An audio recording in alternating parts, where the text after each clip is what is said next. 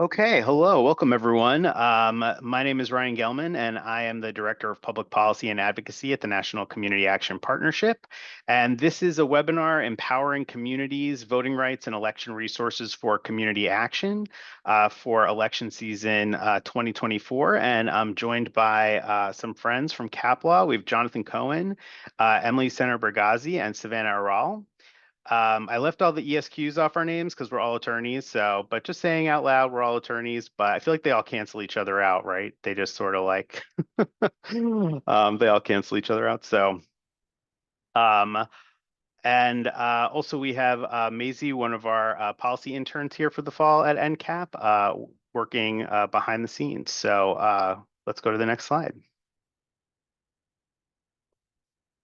So this is what we're going to be talking about today, community action and civic engagement. I'm going to do a brief history of voting rights and some recent developments, and then turn it over to our friends from CAPLAW for complying with election season rules.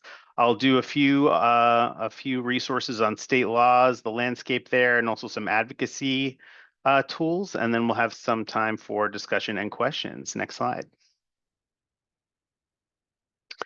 So this is what I always like to start with, especially for advocacy issues. This is a quote I love from Robert Kennedy. Maximum feasible participation means giving the poor a real voice in their institutions. I love this quote because I feel like it's a great encapsulation of all things community action, but especially advocacy, because I love the words real and there in this quote, just like a real voice, meaning like a meaningful voice in institutions, but also not just institutions that are governing their lives, but also their institutions, right? They belong to the people. And that's kind of the point of community action. Next slide. So this is some of the things we walk through, some of the reasons like overlaps between civic engagement and community action and why they're so integral to each other. It's not even like a Venn diagram, it's just a circle, right? They just completely overlap. Maisie, if you could just click again. I just wanted to highlight maximum feasible participation here because I think that's really what we're talking about when we're talking about voting and getting folks engaged in the democratic process.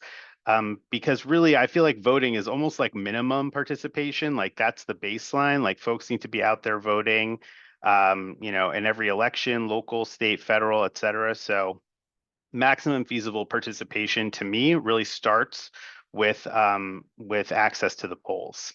Next slide. I also wanted to just sort of for a framing device, note this report from the Poor People's Campaign. This is from 2020, so a couple cycles ago now, but basically it's just about how if folks with low incomes voted at the same levels as folks with higher incomes, it would have the ability to really change the trajectory of the country and to change some policy systems and practices. If you go to the next slide, there's a map here. So I know this is a little small, but basically every state that's highlighted in orange and not yellow, in those orange states, if folks with low incomes voted at the same levels as folks with higher incomes, then it would more than cover the election margin of victory in those states in the 2016 presidential and all the midterm elections between 2006 and 2018. So it's not insignificant, right? If more of these people are getting out there to vote, it really has the ability to change the trajectory of how policy is made at the state level and also at the federal level. So just wanted to sort of set that there as a backdrop. Next slide, please. So we're just going to walk through some voting rights. There's quite a bit of information on these slides, but I just wanted to make sure folks have it. So you'll get the slides after the presentation, but just going to sort of walk through the trajectory of voting rights over time. And then we can turn it over to our friends from CAPLAW here. Next slide. So I did want to note a couple resources that we have. So this is a policy spotlight that we did on voting rights. So a lot of the information I'm going to be talking about on the next few slides is contained in that policy brief. And this will appear, there's a QR code here, but this will appear a couple more times throughout the slide deck. And then you'll also have access to it when you get the slides. So next slide, please. One of the things in this voting rights policy brief that we have is this voting rights timeline. So it kind of walks through from the beginning of the Republic until now. Just some highlights as far as when different groups got the right to vote and when, as well as some federal laws like the Voting Rights Act, some key Supreme Court decisions. So I would encourage folks to take a look at that when you have a moment. Next slide, please. Just a little sort of like sidestep here. There's a couple more slides that have to do with native voting rights, but I just wanted to say here at the outset, so there was a Supreme Court case, Elk v. Wilkins in 1884, that said birthright citizenship, which is in the Constitution, says if you're born in the United States, you're automatically a citizen. The Supreme Court said that did not apply to Native Americans, and so their right to vote was not protected under the Constitution. In 1924, Congress finally recognized the U.S. citizenship of Native Americans, essentially reversing or overriding that Supreme Court decision. Next slide, please. These are just some constitutional amendments that have to do with voting rights and who has the ability to vote.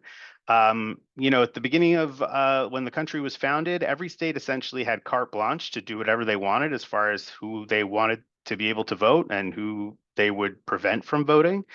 And then little by little, constitutional amendments were passed that raised the floor, raised the baseline here. So the 15th Amendment said states and the federal government can't discriminate against anyone in voting rights due to race, color, or previous condition of servitude. The 19th Amendment, of course, extended the right to vote to women. And then the 24th outlawed poll taxes, and the 26th lowered the voting age or raised it, depending on where you live, to 18. Next slide, please.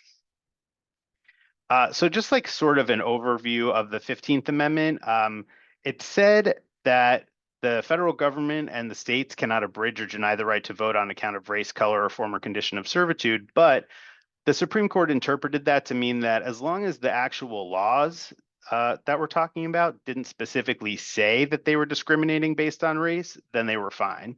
So this led famously to Jim Crow laws in the South, where there were tons of laws that essentially prevented people of color from voting, but never actually mentioned race in the laws.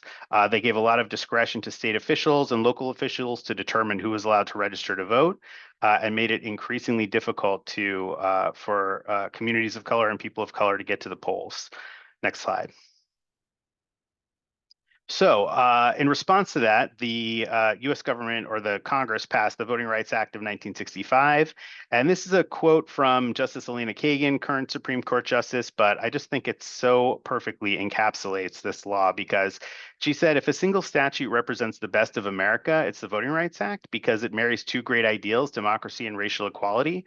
But also it reminds us of the worst of America because it was and remains so necessary.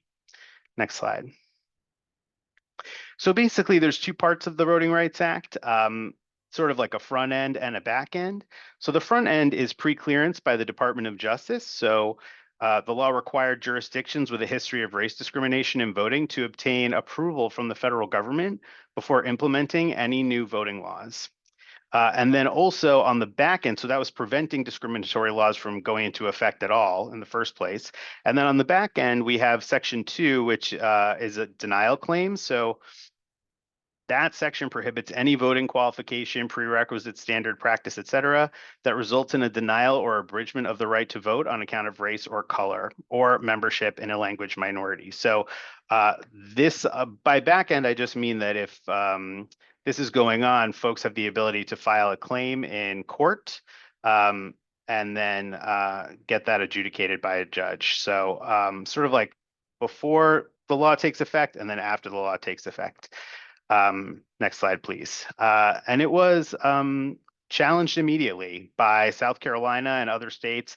The Supreme Court at that time in 1966 said this might be a little bit unusual for Congress to take an action like this or to exert this kind of power over the states, but we're here for it because this seems necessary and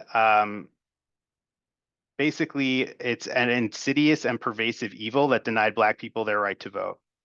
So essentially, they're saying this is an extenuating circumstance. We're going to allow it. The Voting Rights Act goes into effect. Next slide.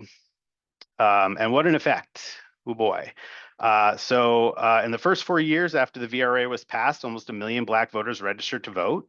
There's some registration rates on the left-hand side of your screen over here in some of the southern states that had to get that were part of the pre-clearance process, so that had to get their new voting rights laws approved by the federal government before they could take effect, and just huge jumps in the registration rates for um, for some of these southern states between 1956 and 1966. Next slide, please. These are just some of the other updates to the Voting Rights Act and other federal laws. One thing I did want to mention is that after the Voting Rights Act was passed, the Supreme Court basically said they kind of tried to sidestep it a little bit. In 1980, they said, well, even if there's a law that has a disparate impact on racial minority, that doesn't necessarily mean that it's violating the Voting Rights Act, because that's not what Congress intended when they passed the law in the first place. Maisie, you can click just to highlight this 1982 reauthorization of the Voting Rights Act, where Congress said, no, actually, that is what we meant. We meant if there's a disparate impact, that still is a violation of the Voting Rights Act, or that creates a baseline or a threshold where if you meet that threshold where you can prove that there's a disparate impact on a racial minority, then that's still a Voting Rights Act violation. Bananas photo, just saying, like, this is such a crazy photo to look at, because it's like George W. Bush, a Republican president, citing an expansion of voting rights. Nancy's there. There's like a bunch of people. It's just like, you're like, is this another universe? Like, what's happening here? Next slide, please. So then in 2013, the Supreme Court substantially restricted the impact of the Voting Rights Act by essentially doing away with that pre-clearance process where jurisdictions with a history of discrimination had to get their voting rights or new voting laws cleared by the federal government. And they said, in the past, like in the first Supreme Court decision where the law was challenged, that might have been an extenuating circumstance, but we don't think those circumstances are really in effect anymore. So basically, John Roberts, in his opinion, said the conditions that originally justified these measures no longer characterize voting in the covered jurisdictions, which, debatable. But even if true, Justice Ruth Bader Ginsburg famously in her dissent said, basically, if you're throwing out pre-clearance when it's worked, is like throwing away your umbrella in a rainstorm because you're not getting wet. Like, yeah, you're not getting wet, but it's because of this protection that you have. Next slide, please. So many organizations have sort of explored what happened in the aftermath of the Shelby County decision. So many states have passed restrictive voting rights laws. This particular report from the Brennan Center in New York tracked voter turnout in the years prior to and then since the Shelby County decision. If you can go to the next slide. So basically, this is the white to black turnout gap over time. So you see there 2008 goes up a little bit, and then in 2012, actually for the first time in US history and since then, the turnout between white and black registered voters was actually negative. So there was higher turnout among the black population than the white population for the first time. And then Shelby County is decided in 2013, and ever since then, the racial turnout gap has been going up and up and up and up over time. Next slide, please. So just a couple final notes here. After that, and after the 2020 election during COVID, the Supreme Court made another decision in this Brnovich v. DNC case out of Arizona. Essentially, the takeaway from this case for our purposes here today is just that in that Shelby County case, they stripped out the pre-clearance process. So that's the front end.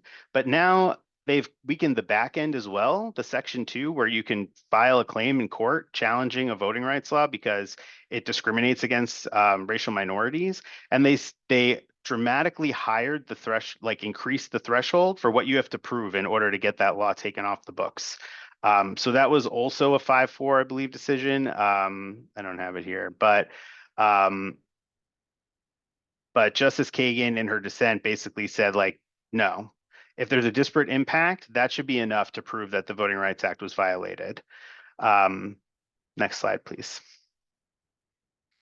Just a couple federal bills we're tracking. I wanted to make sure we mentioned the John R. Lewis Voting Rights Advancement Act, which would put the pre-clearance process where you have to get approved by the federal government back into federal law and basically it would override that Shelby County v. Holder decision. Next slide. And I'm going to hand it over to me. Yes, I was like someone from CAPLAW, but I didn't know who. It was a surprise. So to Savannah, thank you. Yeah, thank you, Ryan. That was a really great overview of the history of voting rights in America.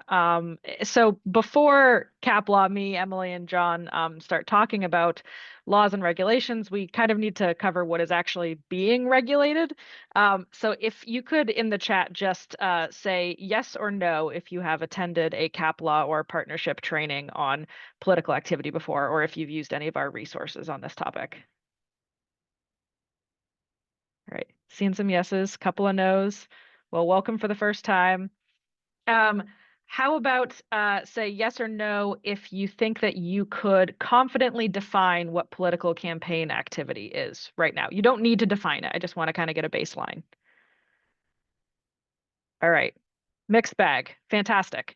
Next slide, please. So you'll often hear political campaign activity talked about in the same breath as lobbying, but it's important to know the difference between the two of them. Lobbying and political campaign activity are distinct concepts under the law, and today's presentation won't be going in depth on lobbying. Lobbying, though, is broadly attempting to influence legislation. Sometimes it's called advocacy or legislative activities.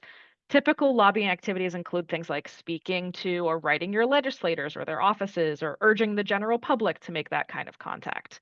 Political campaign activity is focused on candidates for public office rather than legislation or issues.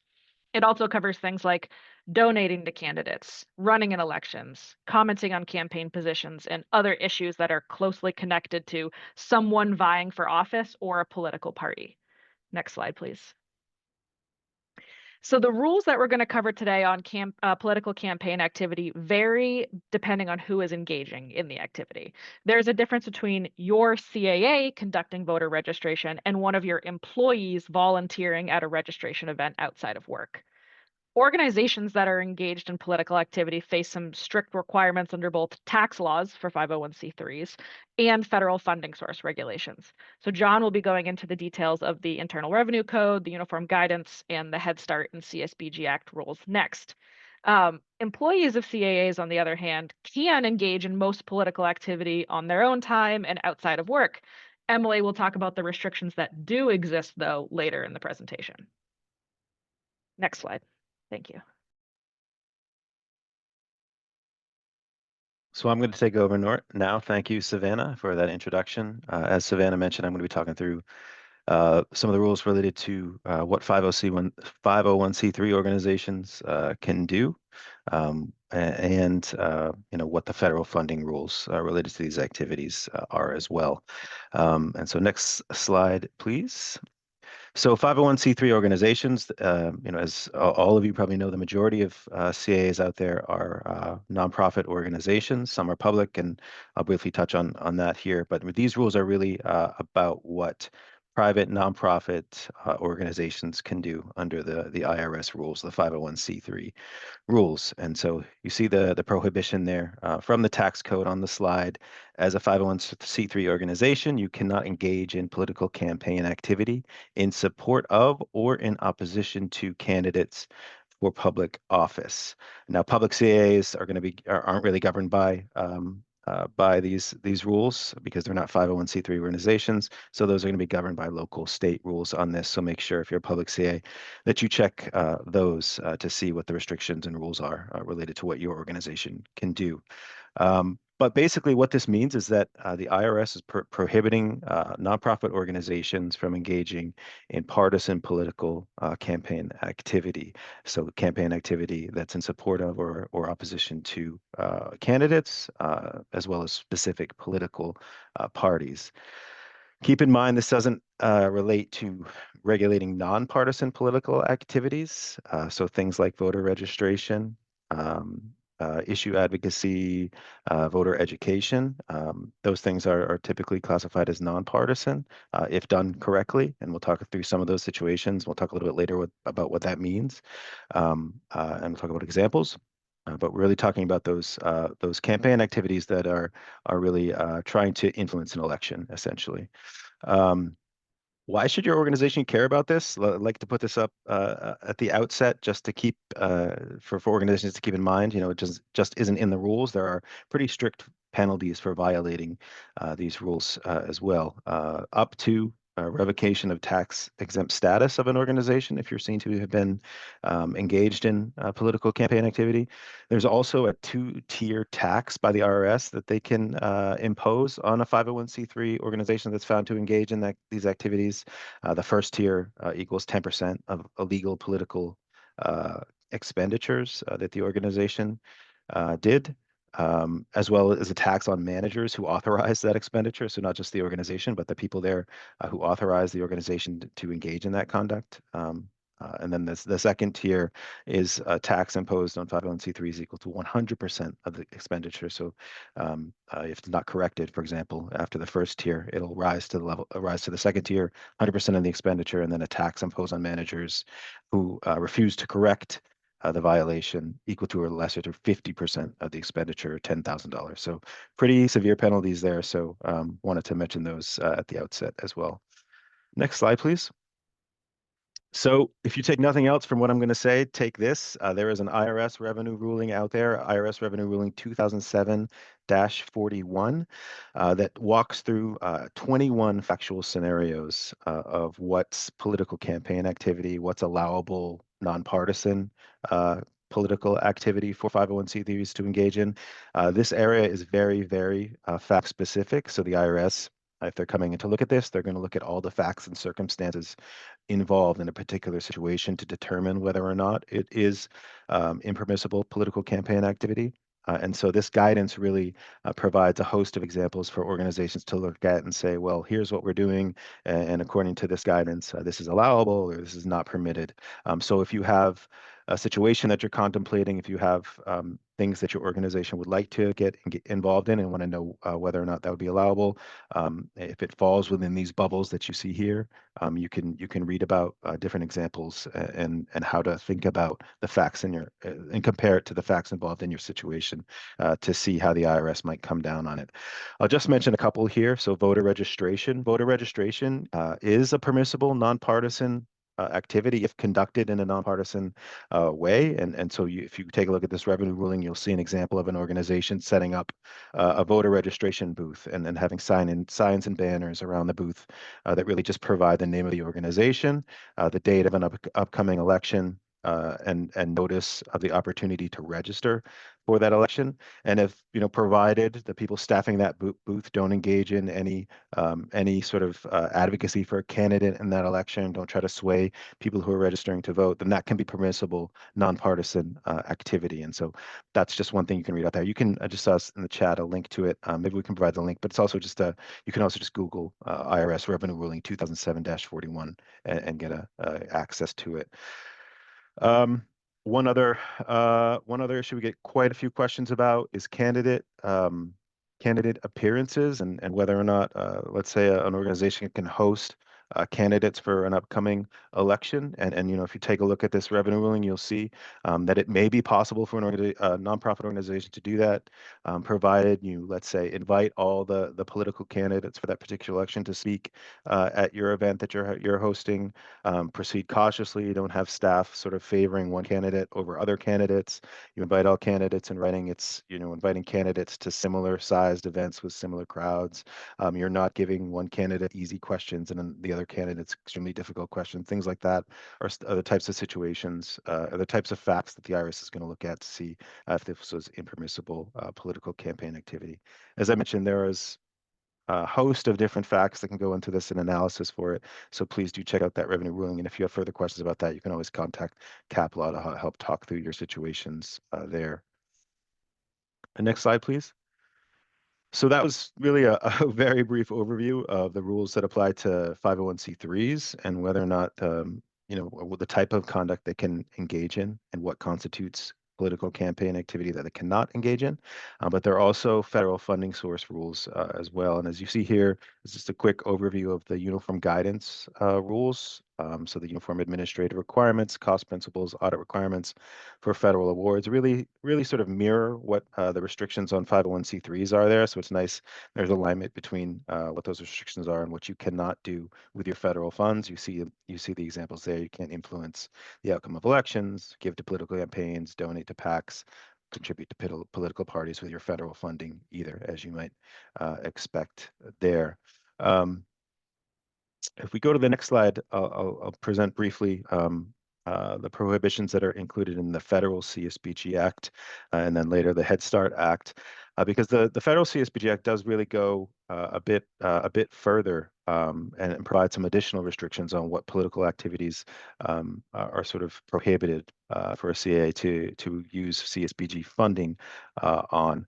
So the federal CSBG Act essentially says you cannot use CSBG funds in a way that identifies the CSBG program, and we'll talk about that in a second too, but you can't use CSBG funds to fund partisan or nonpartisan political activity, pay for voter transportation, election assistance, support any voter registration activities, and keep in mind that these can't be used in a manner that results in the CSBG funded program being identified with such activities. So it's not necessarily that you can't just use your CSBG funding to do this. You can't identify the CSBG program with any of these types of activities. And so a bit of a gray area here of what rises to the level of identifying a CSBG program of that, given that CAAs in their very existence are CAAs because they receive CSBG funding.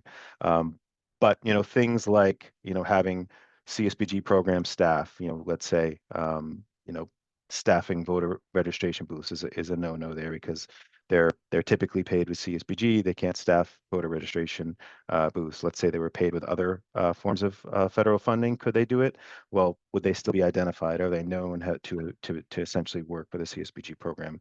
I think those are some of the considerations here. Again, we don't have much time here to really walk through the examples here, but just know that's really the rule and what you need to be thinking about as an organization. Let's say if you're engaged or want to engage in voter registration activity as an organization, you can't use your CSBG funds and you can't have your CSBG program really being identified with that voter registration activity. Next slide, please. The Head Start Act has similar regulations, although they don't go quite as far as the CSBG restrictions. So Head Start funds cannot be used for partisan, nonpartisan political activity, voter transportation, voter registration, except Head Start facilities. This is an exception, may be used by any nonpartisan organization to register voters in federal elections during hours of operation. So a Head Start facility could be used by another organization that wants to do that. This test is really, strictly a funding test, so it doesn't have that same identified with language that the federal CSBG Act has there. So I just need to make sure that you're not using your Head Start funds for any of these particular activities. Next slide, please. Sorry, next slide, please.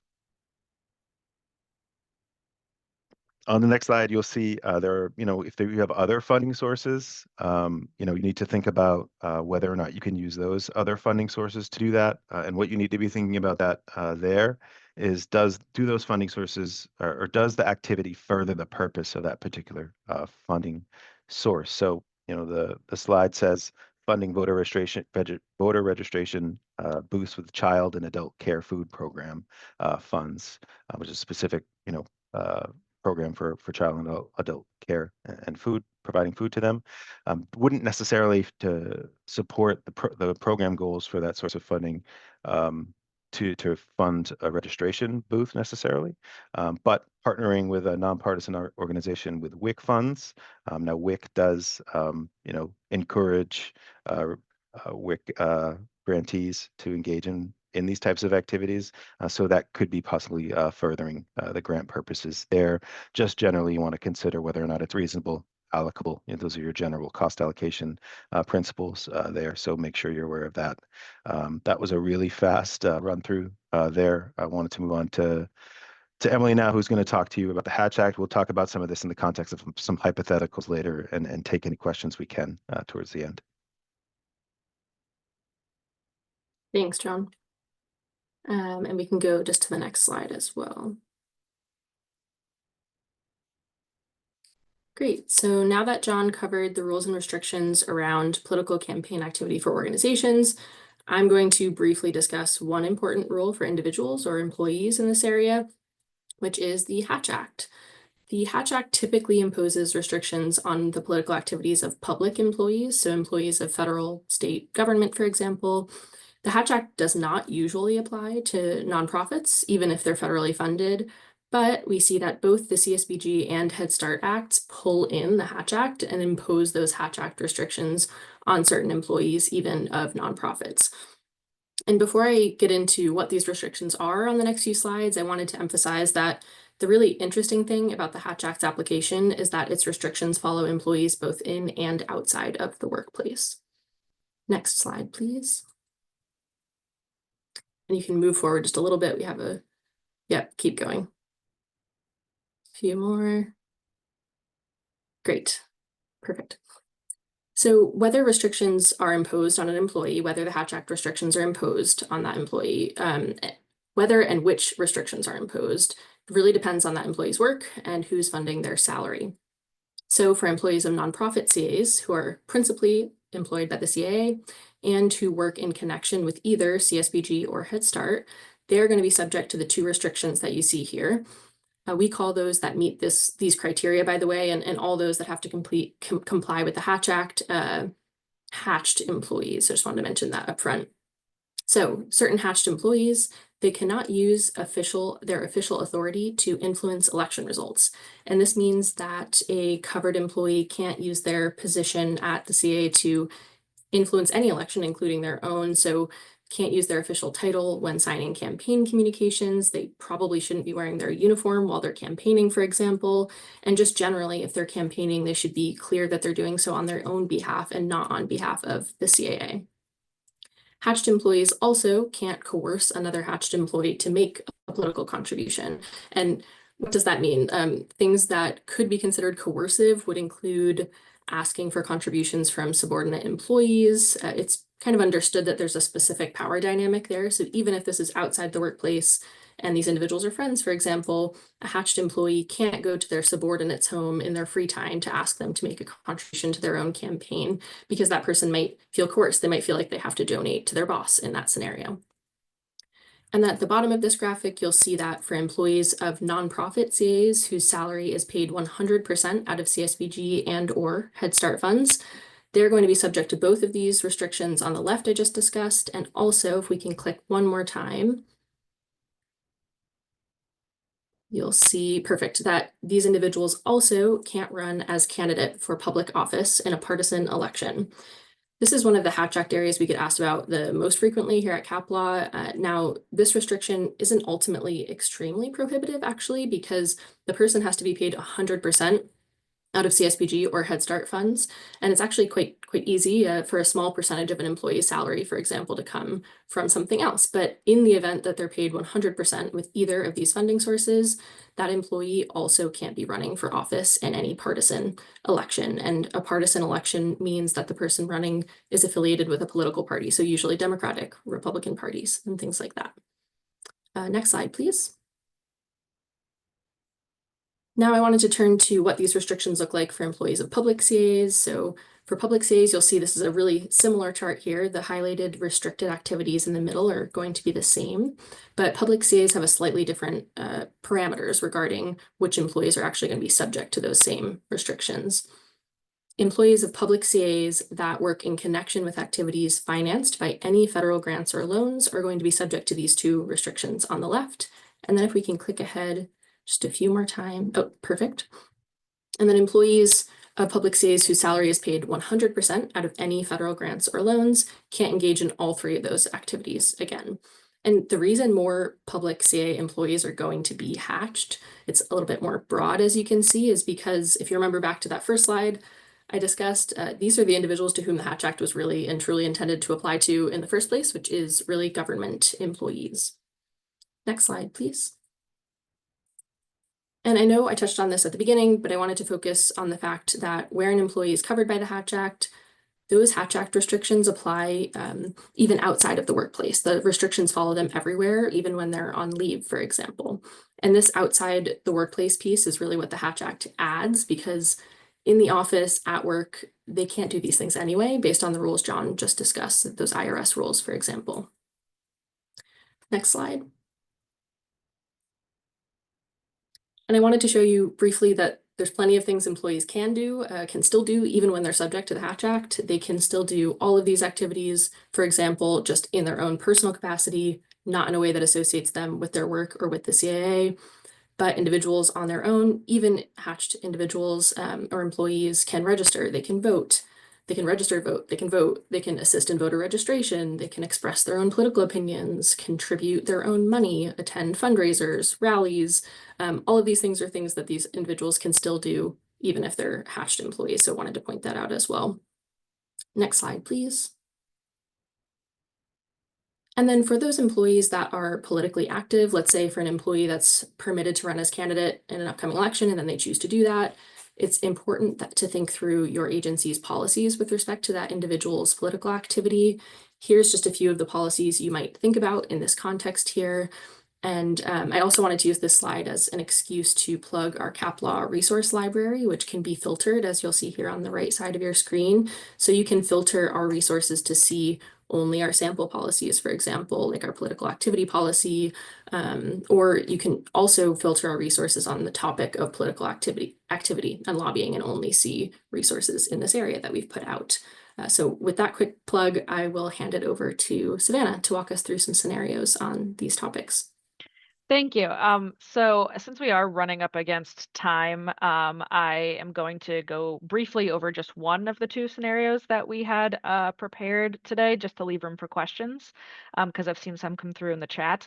Before I jump into this hypothetical scenario, I just want to make it clear that the rules that John and Emily went over are highly dependent and how they apply to individual CAAs are highly dependent on the specific facts of the situation. We've written these scenarios to fortify your understanding of the political campaign activity rules, but in real life, things get much more complicated and messy. So if you do have specific questions about issues related to political activity, please feel free to reach out to CAPLAW or a state attorney for guidance. Next slide, please. So this is the scenario that I'm going to go over, and I'll come back to the second one if we've got time at the end. But a CAA is staffing a voter registration booth at the state fair using unrestricted funding. The booth has a poster with the CAA's name and the date of an upcoming statewide election, and a sign that reads, "Register to vote here." Just type real quick in the chat, yes or no, do you think that this is prohibited political activity? We can just page ahead on the slide.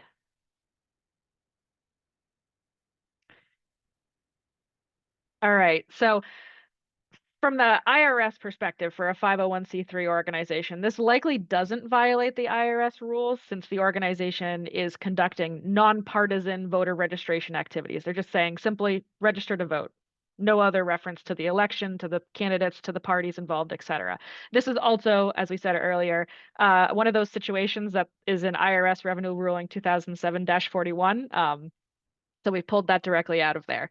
However, I believe that some of you are probably answering no because this is a CAA. CAAs cannot use CSBG or Head Start funds or have the CSBG program identified with even nonpartisan voter registration activities. So merely noting the CAA's name is probably not enough to identify these activities with the CSBG program, but that's the right thing to be thinking about in this situation. If we can just tap ahead on the slide. Second question, what if we change the facts just a little bit? What if the activity is not at a state fair, but at the CAA's main facility? Do we think that that makes things more or less prohibited?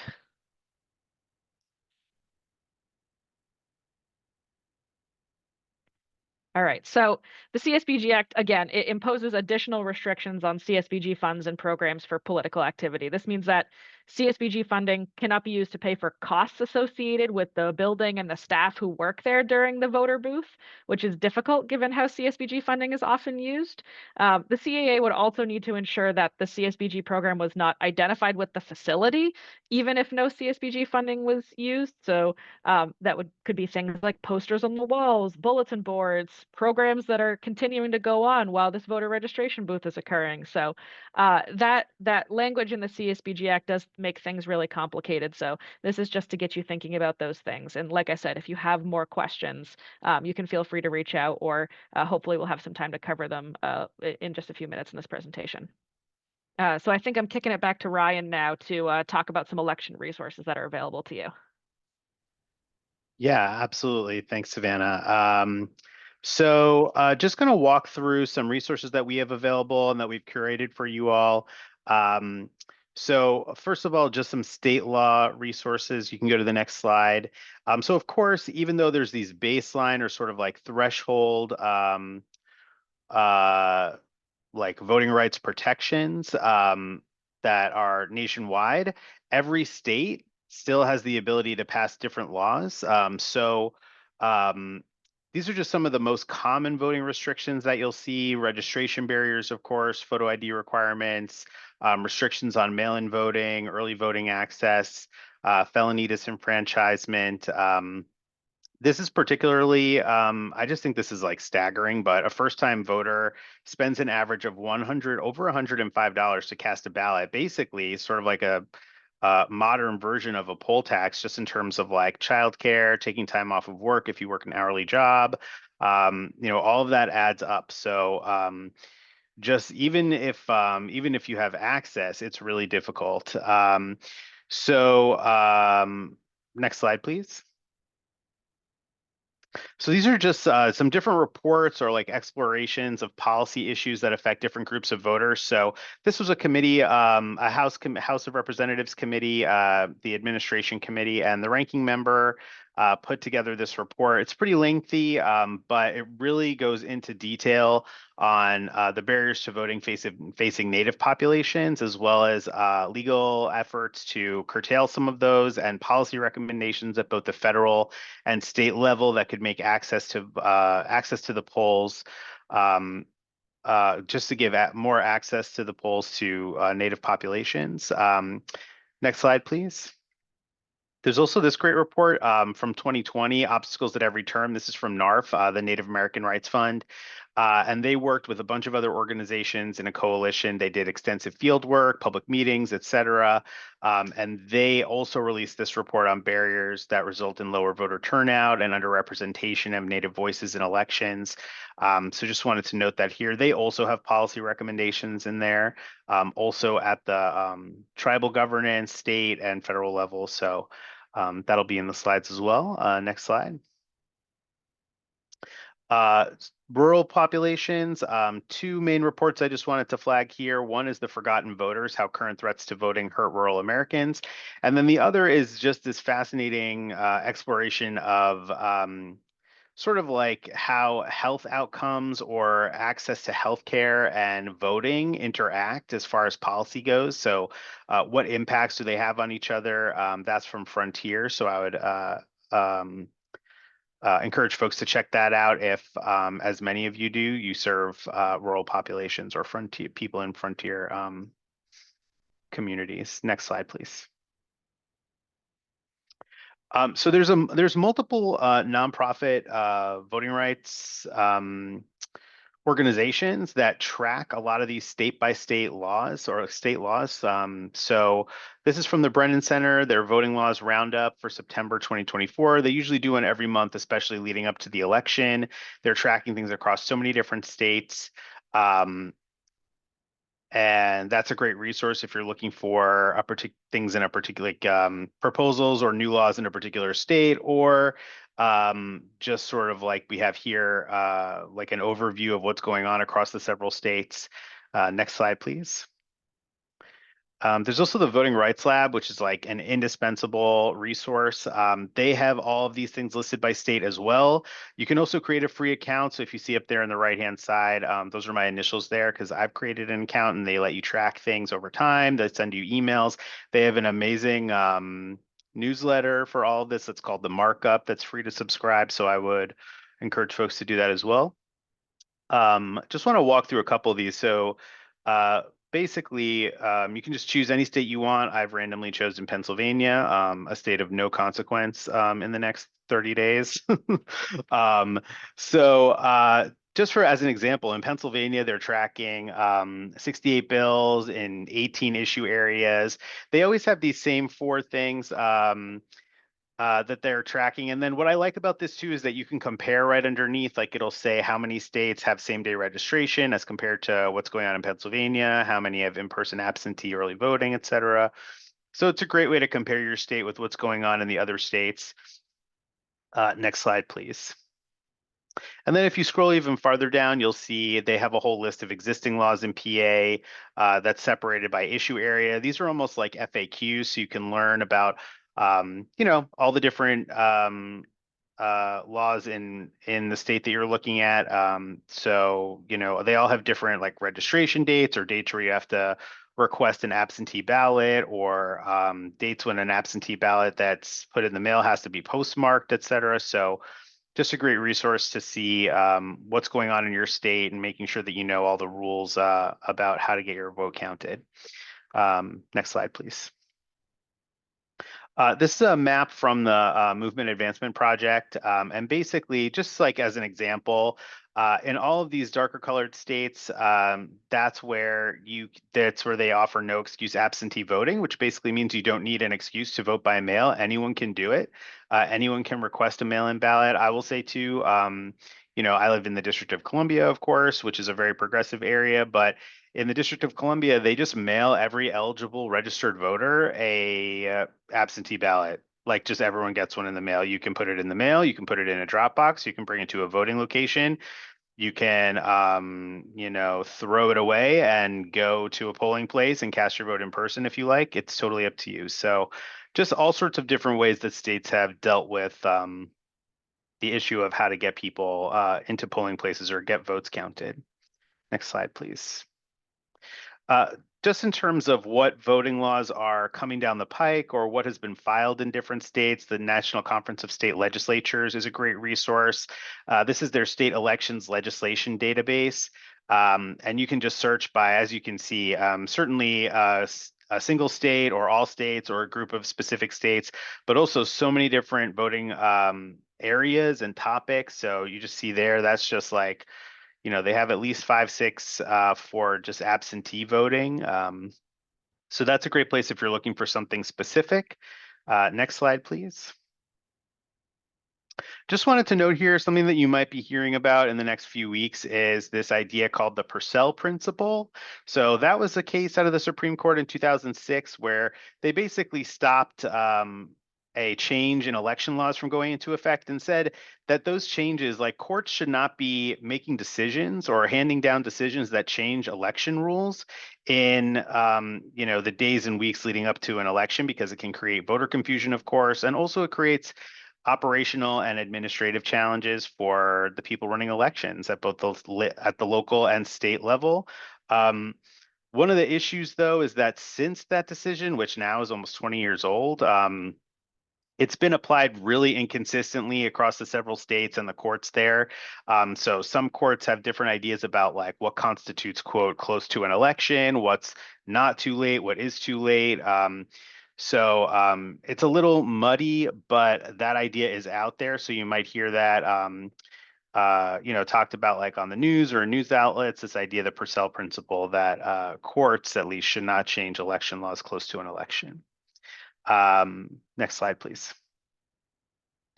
So these are just some advocacy tools for community action that I want to walk through really quickly, and then we'll get to some questions in a moment. Next slide, please. So we just launched today, actually, NCAP launched today, a consolidation, sort of like a landing page for all of our elections and voting rights information. So it's just communityactionpartnership.com/voting.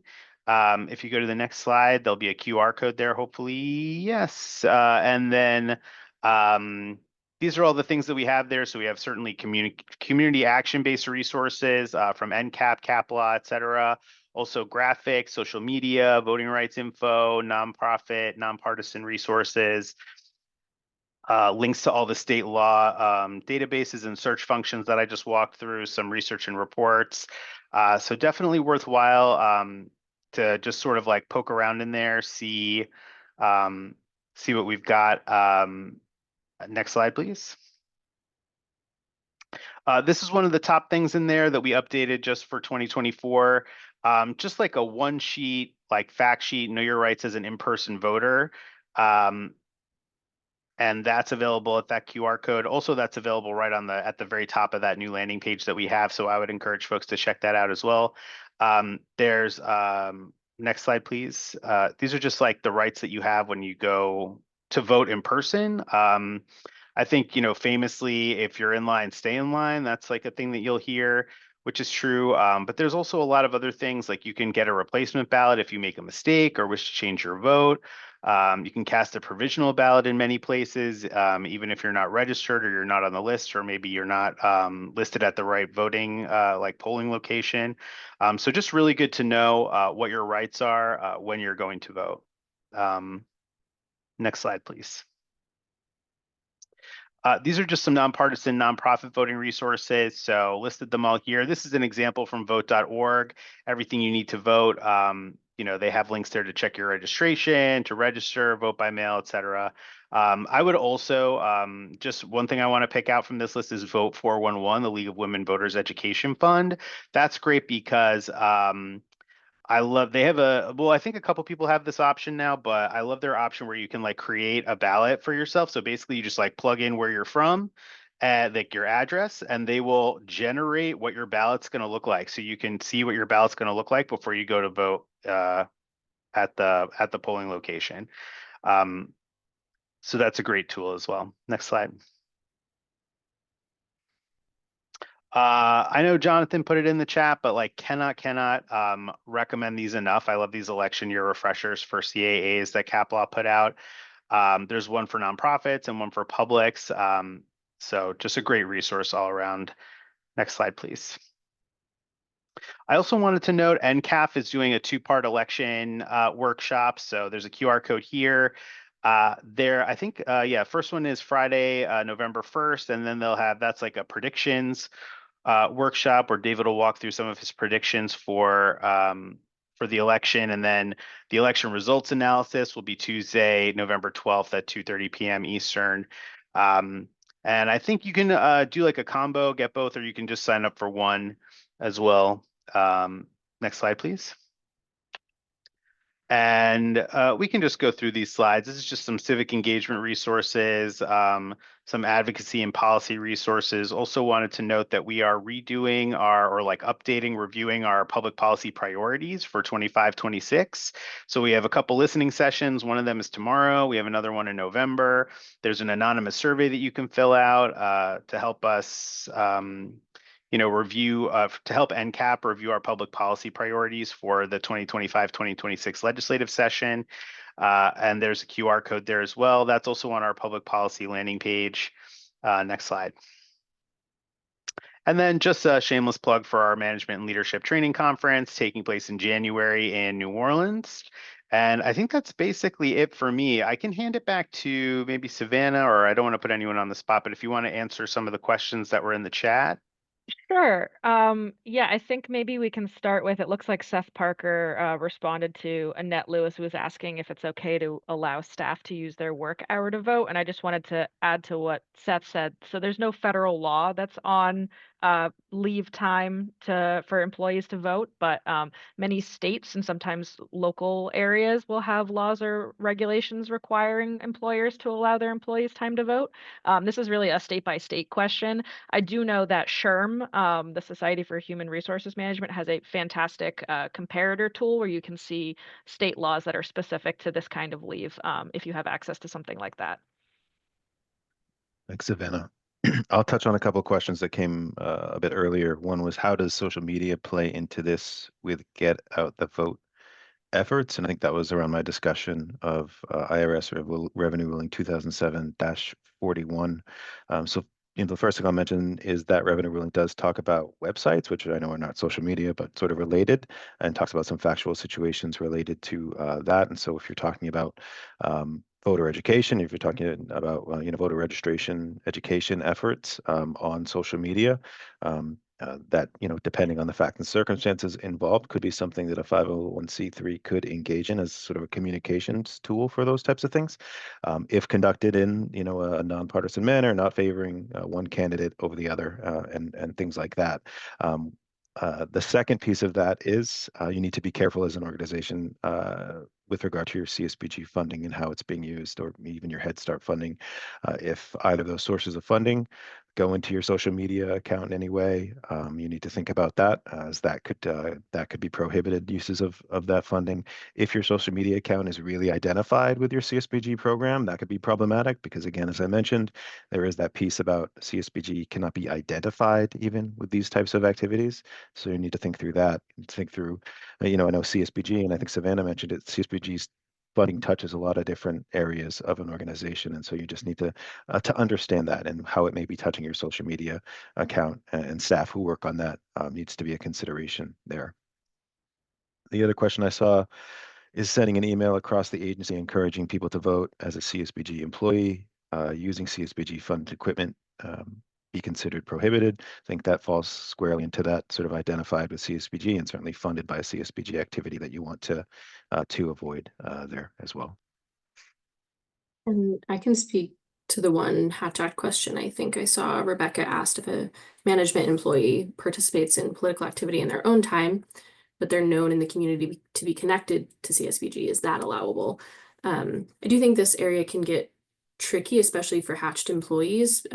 Generally, employees are permitted to do most of these activities outside of the workplace, but they do need to be careful that they're not doing things to connect those political activities with their work at the CAA necessarily. So again, shouldn't be wearing their uniform when they're doing that activity, probably shouldn't use their official title at the CAA when they're signing on to things or signing campaign materials.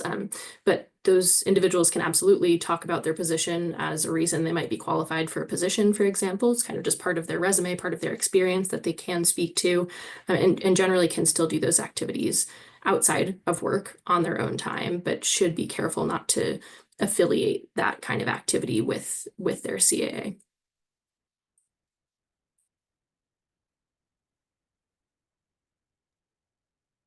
Great. Well, thanks everyone. We're right at 3 o'clock. So thanks for all of your questions, and thanks CAPLAW for all of your expertise. Please feel free to reach out to any of us if you have any questions or follow-up questions, or if we didn't have time to answer your question that you asked in the chat. I'll just say that, just to go back to where we started, civic engagement and empowering people to vote and have their voices heard is a critical piece of the work that community action agencies do every day.